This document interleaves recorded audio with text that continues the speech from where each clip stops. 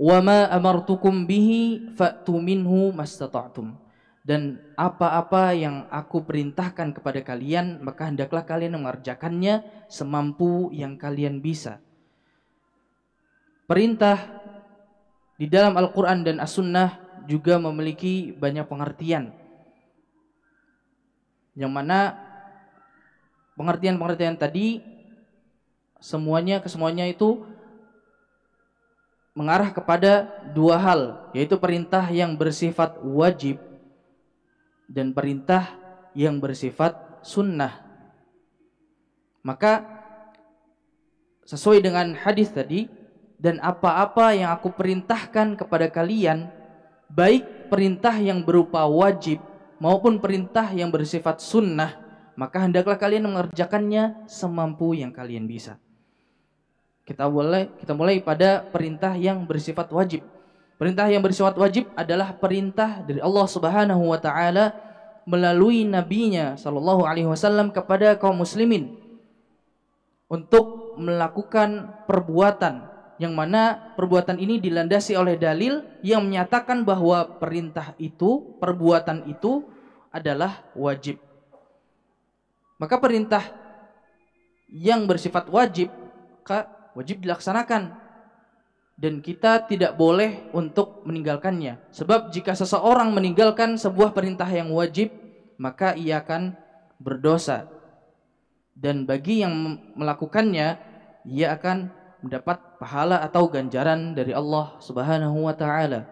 Sebagai contoh adalah perintah mendirikan salat, mengeluarkan zakat, berhaji, berpuasa, amar ma'ruf nahi munkar, menepati janji, dan lain sebagainya. Semua perintah tersebut wajib kita laksanakan sebagai seorang muslim yang taat, dan tidak boleh sama sekali menyepelekan satu perintah pun.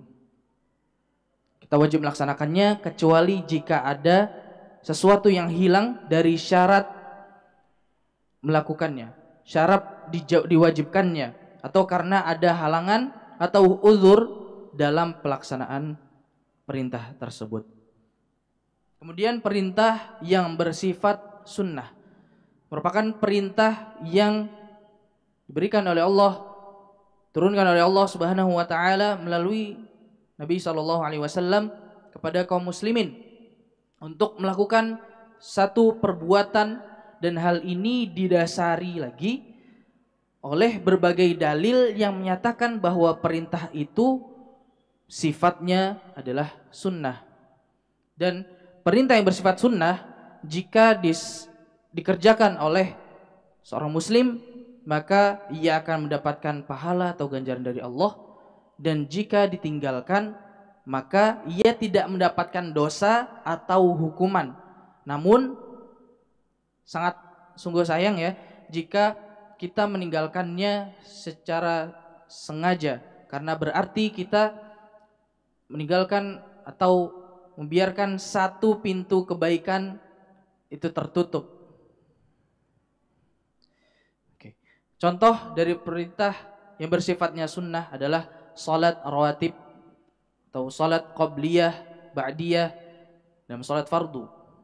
Perintah azan, perintah untuk memperbanyak nafkah untuk keluarga, dan lain sebagainya. Kemudian kita beralih pembahasan yang terakhir, yaitu pembahasan dari hadis ini tentang penyebab kehancuran umat terdahulu. Seperti halnya pada lafaz hadis, fa innama ahlakal ladzina min qablikum kathratu masailihim wa ikhtilafuhum ala anbiya'ihim. Maka sesungguhnya umat-umat sebelum kalian dibinasakan oleh Allah Subhanahu wa taala oleh sebab karena mereka banyak bertanya dan menyelisihi nabi-nabi yang datang kepada mereka. Rasulullah sallallahu alaihi wasallam telah menjelaskan kepada kita melalui hadisnya tadi bahwa penyebab kehancuran umat terdahulu adalah akibat dua perkara. Yang pertama, karena banyak bertanya pertanyaan yang tidak berguna dan mereka mengingkari nabi yang datang kepada mereka.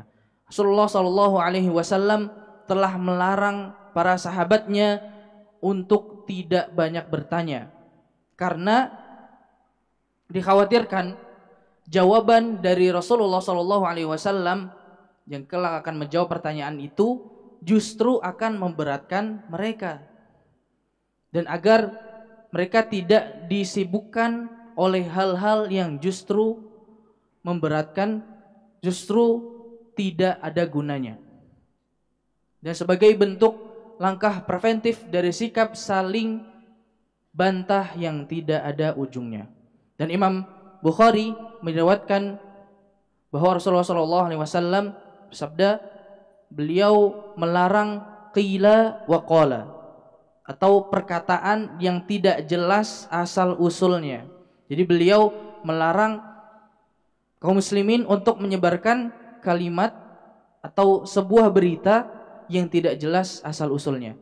Beliau juga melarang banyak bertanya dan menghamburkan harta. Oleh karenanya sahabat di golongan Muhajirin dan Ansor, dua golongan yang terbaik yang dimiliki oleh umat Islam, mereka tidak banyak bertanya. Mereka memilih untuk sami'na wa ta'na, kami mendengar dan kami patuh, dibandingkan bertanya atas sesuatu yang mungkin memberatkan mereka. Hal ini mereka lakukan karena bentuk dari ketaatan atas sabda Nabi sallallahu alaihi wasallam. Baik, mungkin cukup sekian yang bisa kami sampaikan. Semoga Allah Subhanahu wa taala memberikan kemudahan, memberikan hidayahnya, taufiknya, dan menjadikan kita sebagai hamba yang dimudahkan oleh Allah Subhanahu wa taala untuk mengerjakan segala perintah-perintahnya yang bersifat wajib maupun yang sunnah, dan dimudahkan oleh Allah Subhanahu wa taala untuk menjauhi segala larangannya, baik larangan yang bersifat haram maupun makruh, dan menjauhkan kita dari